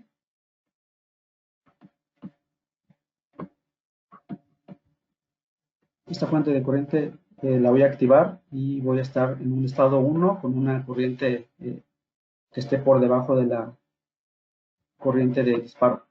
En este caso voy a aquí ajustar una corriente de 5 amperes.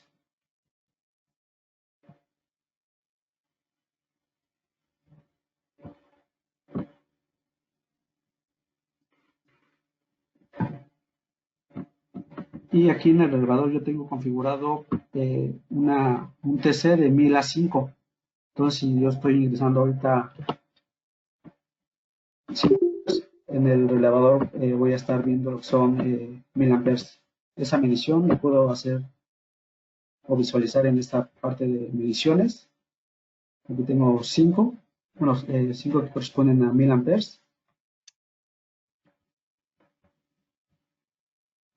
Y aquí mi fuente voy a pasar a una corriente que es de 15 amperes. Cuando se den los 15 amperes, básicamente sería 3 veces la corriente nominal. En este caso, tengo yo configurada una corriente nominal de, bueno, un umbral de 2.5. Entonces voy a estar por encima de esta corriente. Y aquí el estado de sobrecorriente está aquí en 0. Debe activarse a un valor de 1. Aquí paso al estado 2, donde ya tengo 15 amperes. Aquí en las mediciones voy a estar visualizando lo que son 3000 amperes. Y en el estado de sobrecorriente, básicamente ya se activó ese estado. Ahora que hace falta el siguiente estado, que es el de luz. Ese estado, básicamente, yo aquí tengo un sensor puntual, que voy a activarlo con un flash.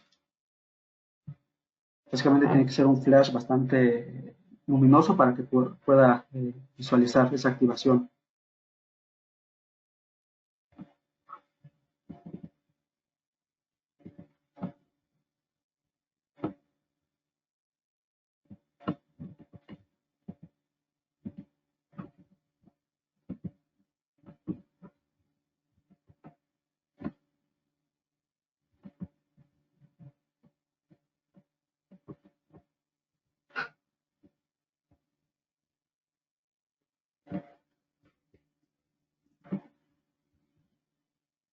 aquí en los estados de protección para visualizar la activación del sensor.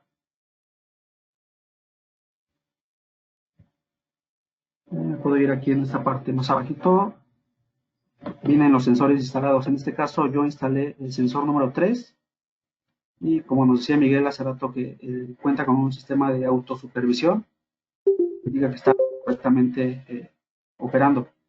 Aquí si tuviera alguna falla del sensor, que estuviera roto el cable, cualquier detalle que presentara, aquí me lo marcaría como error. En este caso está en OK. Voy a activarlo con la luz del flash.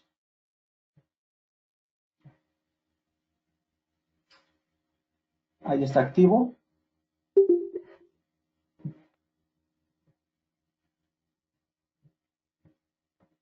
Y nos vamos a ir aquí al buffer de eventos. Y aquí puedo ver la secuencia de operación. Primero activé lo que es la sobrecomputación. Posteriormente activé el sensor 3. Eso dio origen a que se activara el estado 1 de ARCO. Y ese estado 1 básicamente me hace operar bueno, aquí por ejemplo el flash lo mantuve durante 3 segundos. Es decir, eso ya como que lo ve como una luz de día. En este caso, si el sensor estuviera expuesto, marcaría que es error. Luz de día.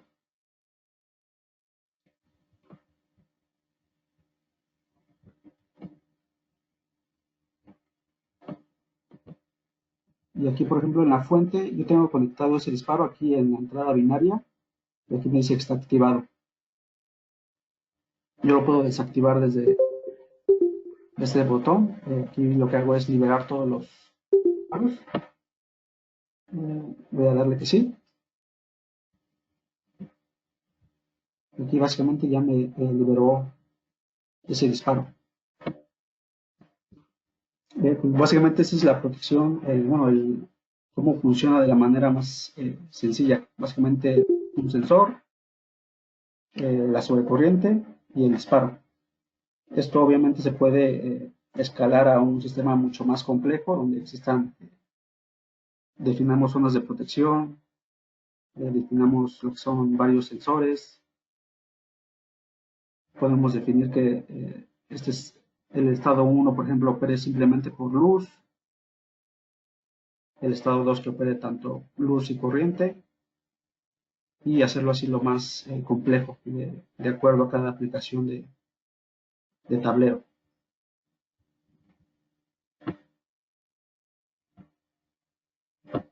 Bueno, por mi parte, esta sería toda la explicación. No sé si hasta aquí de esto tengan alguna duda.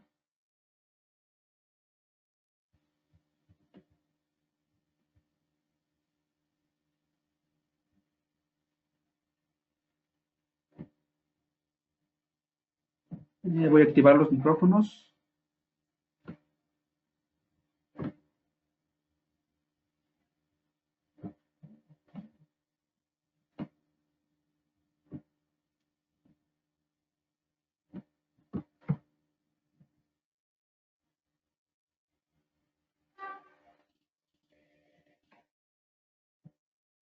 Ok. Bueno, creo que hasta ahorita no hay ninguna duda. Ya varios nos solicitaron lo que es enviarles la presentación. Que claro, se las enviamos ahí, ya nos pasaron nuestros correos.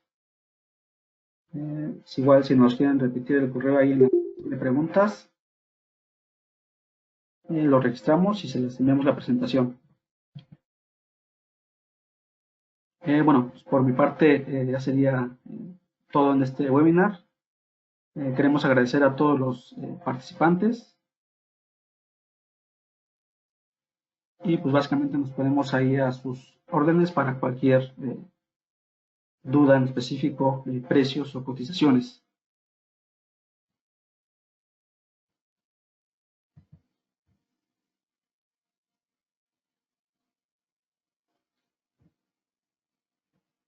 Bien, por mi parte, yo me despido. Les agradezco su atención. Cualquier duda que pudiera surgir ahí al respecto, con gusto se las respondemos a través de ahí de un correo electrónico o alguna llamada telefónica. Y pues no me resta más que agradecerles su asistencia a este webinar. Sí, gracias, Miguel. Gracias, que tengan buena tarde. Muchas gracias. Gracias, le agradecemos. Gracias. Gracias a todos, ingenieros, y por ahí se les está mandando la presentación, como ya algunos lo solicitaron, ¿sí? Y les pido por ahí también que nos llenen nuestra encuesta. Gracias, por su atención.